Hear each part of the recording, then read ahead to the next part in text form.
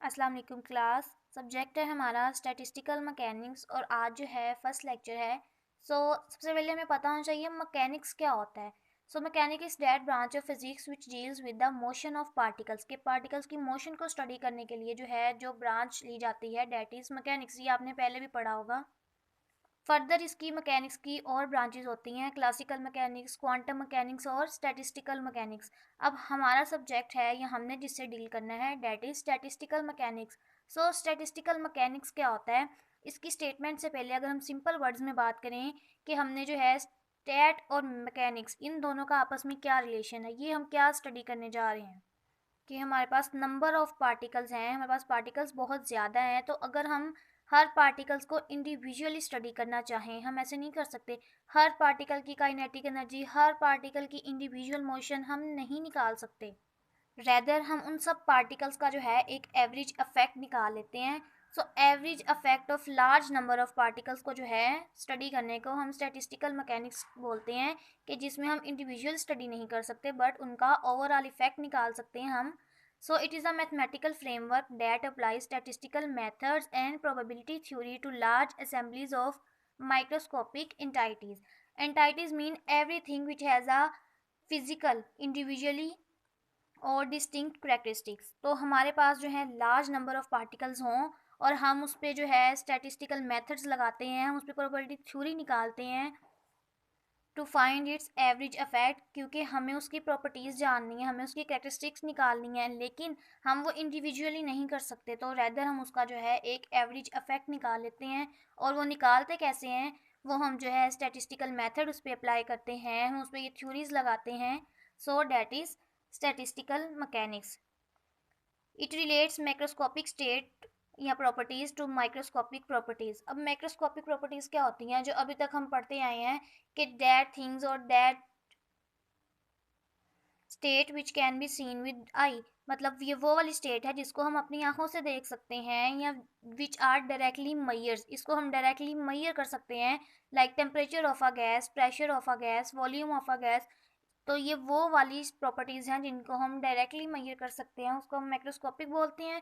जबकि जो microscopic properties हैं which can not be directly measure, जिनको हम डायरेक्टली मैयर नहीं कर सकते।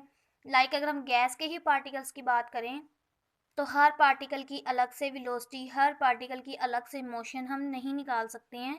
क्यों? क्योंकि सब पार्टिकल्स ही आइडेंटिकल होंगे हमारे पास। तो अगर आइडेंटिकल हैं, क्या उनकी मोशन भी सेम होगी, क्या उनकी हमारे पास वेलोसिटी भी सेम होगी? ये अब हम नेक्स्ट देखेंगे। सो स्टैटिस्टिकल मैकेनिक्स की आगे हमारे पास जो है दो टाइप्स होती हैं, क्वांटम स्टैटिस्टिकल मैकेनिक्स और क्लासिकल स्टैटिस्टिकल मैकेनिक्स। सबसे पहले जो है क्लासिकल स्टैटिस्टिकल मैकेनिक्स की क्या करेक्टरिस्टिक्स हैं, इसमें हम क्या स्टडी करते हैं इस ब्रांच में। इसमें हम कहते हैं पार्टिकल्स आर डिस्टिंग्विशेबल, कि इसमें जो पार्टिकल्स हैं हम उनको डिफ्रेंशिएट इस तरह से कर सकते हैं कि हम उसको पहचान सकें। मीन्स वो होंगे सेम लेकिन हम उनको डिस्टिंग्विश कर सकते हैं, हम उनको स्टडी कर सकते हैं। अगर हम सिंपल वर्ड्स में बात करें, हमारे पास काफ़ी सारी बॉल्स हैं, हम यहाँ उनको नंबरिंग कर सकते हैं 1 2 3 4, या हम उनको कलर्स कर सकते हैं उनको चेंज करने के लिए, या हम उनको किसी ऐसी स्टेट में चेंज कर दें कि हम बस उसको डिस्टिंग्विश कर सकें। क्लासिकल में हम कहते हैं कि हम पार्टिकल्स को जो है डिस्टिंग्विश कर सकते हैं, उनको जो है हम डिफ्रेंशिएट कर सकते हैं। It obey classical mechanics law, it does not obey Pauli exclusion principle. Pauli's exclusion principle क्या था, जिसमें हम कहते हैं कि एक ही एनर्जी स्टेट में हमारे पास जो है दो आइडेंटिकल पार्टिकल्स नहीं रह सकते। एक ही एनर्जी स्टेट है, उसमें पार्टिकल्स की जो है स्पिन की जैसे बात करें कि स्पिन अप और स्पिन डाउन होती है। तो अगर हमारे पास एक एनर्जी स्टेट में एक पार्टिकल्स के लिए जो है स्पिन अप एक है और स्पिन डाउन एक है, तो एक और उसमें स्पिन डाउन नहीं आ सकती। Same same identical particles exist नहीं कर सकते। जबकि जो क्लासिकल स्टैटिस्टिकल मैकेनिक्स है फिर ये कहता है कि जो है सेम पार्टिकल्स जो हैं वो एग्जिस्ट कर सकते हैं, आइडेंटिकल पार्टिकल्स रह सकते हैं। इसकी प्रॉपर्टी है कि ये does not obey Pauli exclusion principle. There is no restriction on particles, जब हमने कह दिया कि इसमें काफ़ी सारे पार्टिकल्स आ सकते हैं, सेम आ सकते हैं, आइडेंटिकल प्रॉपर्टीज़ के आ सकते हैं। No restriction on particles, energy will become zero at absolute zero temperature, particles have any spin, particle की कोई भी स्पिन हो सकती है 1 2 3 या -1 -2 -3, कोई भी। उसके बाद आता है quantum statistical mechanics. Quantum statistical mechanics में फर्दर हमारे पास जो है टू ब्रांचेस होती हैं। One is Bose Einstein, second is Fermi Dirac statistical mechanics. इसकी फर्स्ट प्रॉपर्टी में हम कहते हैं इनडिस्टिंग्विशेबल पार्टिकल्स, या दूसरे में जो फर्मी डायरेक्ट है इसमें भी हम ये कहते हैं कि जो पार्टिकल्स हैं वो हमारे पास आइडेंटिकल होते हैं, हम उनमें डिस्टिंग्विश कर ही नहीं सकते हैं, हम उनमें डिफरेंस नहीं कर सकते हैं। सो अगर पार्टिकल्स हमारे पास आइडेंटिकल हैं दोनों में तो उनकी स्पिन क्या होती है? बोस आइंस्टाइन में हम कहते हैं इंटेग्रल स्पिन होती है, और इंटेग्रल स्पिन हमारे पास किसकी होती है? बोसॉन्स की होती है। इंटेग्रल स्पिन मीन उनकी जो स्पिन है वो इंटीजर्स में आती है, वो जीरो से जो है +1 +2 भी आ सकती है, -1 -2 भी आ सकती है। जबकि फर्मी डायराक में हम बोलते हैं कि जो उनकी स्पिन होती है वो हाफ ऑड इंटीजर्स होती है, इंटीजर तो होती है लेकिन हाफ ऑड, लाइक 1/2, 3/2, 5/2। सो ये स्पिन हमारे पास किसकी होती है? ये होती है फर्मियोन्स की। सो क्वांटम स्टैटिस्टिकल मैकेनिक्स में जो बोस आइंस्टाइन है उसमें हम कहते हैं no restriction of particles. Bose Einstein में पार्टिकल्स की कोई रेस्ट्रिक्शन नहीं होती, आइडेंटिकल पार्टिकल्स भी आ सकते हैं, काफ़ी सारे पार्टिकल्स भी आ सकते हैं।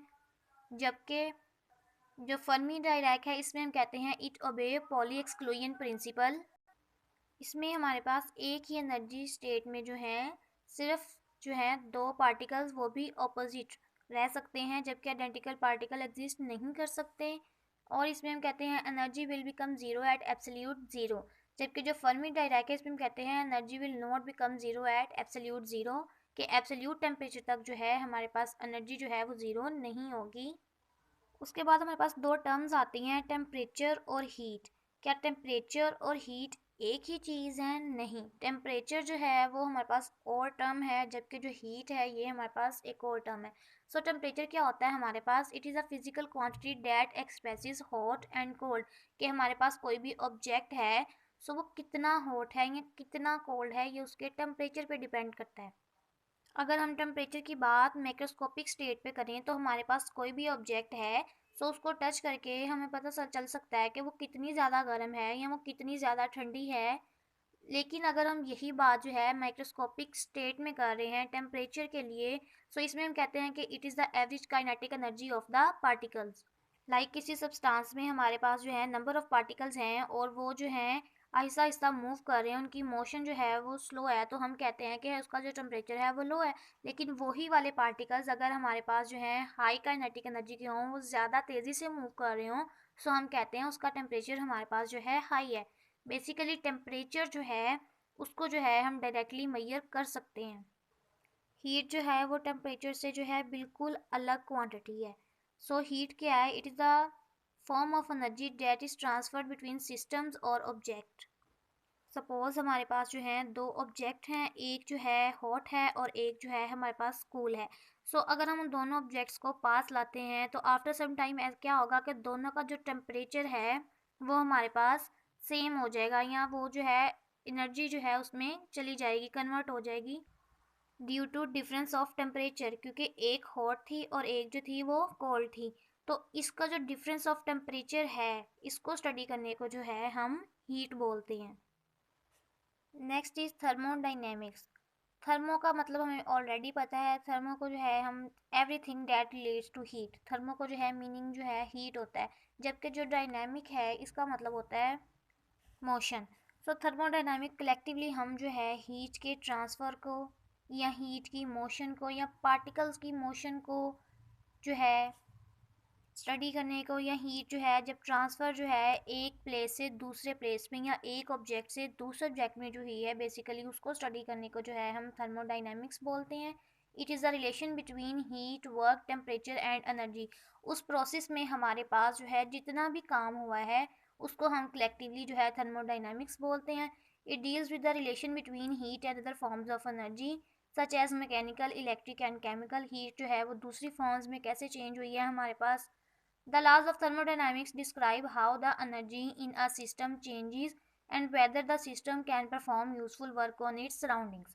अब जो है थर्मोडाइनमिक्स के लॉ हम पढ़ेंगे, और इसके लॉ जो है हमें क्या डिस्क्राइब करते हैं कि एनर्जी एक सिस्टम से दूसरे सिस्टम में किस तरह से चेंज होती है। अगर हम सिंपल वर्ड्स में थर्मोडायनामिक्स की बात करें तो हम कहते हैं basically it is the relation between heat energy and motion. जैसे हमारे पास एग्जांपल में अगर हम एक इंजन की बात करें, so when we provide heat it moves, कि जब भी किसी इंजन को हम हीट प्रोवाइड करते हैं तो वो मूव करता है।